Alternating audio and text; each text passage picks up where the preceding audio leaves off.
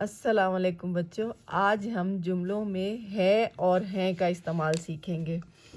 تو یہاں پر میں آپ کو پہلے مثالوں کے ذریعے سمجھاتی ہوں کہ کہاں ہم ہے لگاتے ہیں اور کہاں جملوں میں ہم ہے لگاتے ہیں۔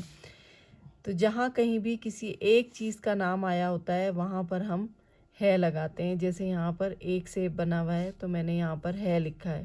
لیکن جہاں پر دو چیزوں کا ذکر ہوتا ہے وہاں پر ہم ہیں لگاتے ہیں، جیسے یہاں پر میں نے 2 گلاس بنائے ہیں تو یہاں پر ہیں لگایا ہے۔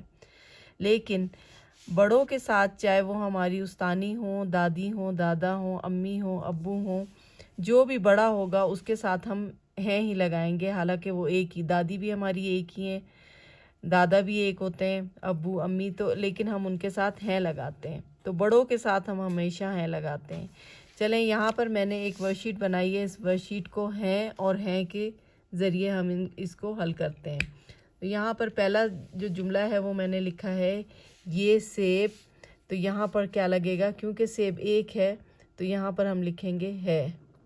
لیکن اس جملے میں یہ پتہ نہیں لگ رہا کہ یہ سیب ہیں بھی آ سکتا ہے، کیونکہ یہاں پر میں نے ایک نہیں لگایا۔ اگر یہاں پر ایک ہوتا تو ہے آتا، لیکن یہاں پر ہم ہیں بھی لگا سکتے ہیں۔ یہاں پر اگلا جملہ دیکھیں، یہ 4 آم، کیونکہ یہاں پر 4 ہے تو یہاں پر آئے گا ہیں، کیونکہ تعداد زیادہ ہے، جمع کے لیے ہم ہیں لگاتے ہیں اور ایک چیز کے لیے ہم ہے لگاتے ہیں۔ دادی اماں اخبار پڑھ رہی ہیں، کیونکہ دادی اماں بڑی ہیں، بزرگوں کے لیے ہم ہیں لگاتے ہیں، تو یہاں پر آ جائے گا ہیں۔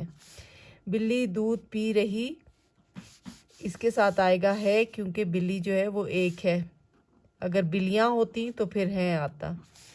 سورج نکل رہا ہے، کیونکہ سورج بھی ایک ہے۔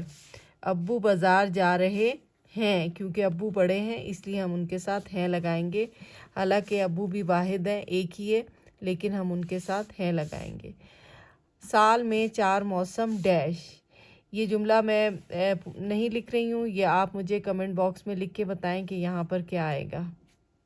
اس کے ساتھ ہی اللہ حافظ۔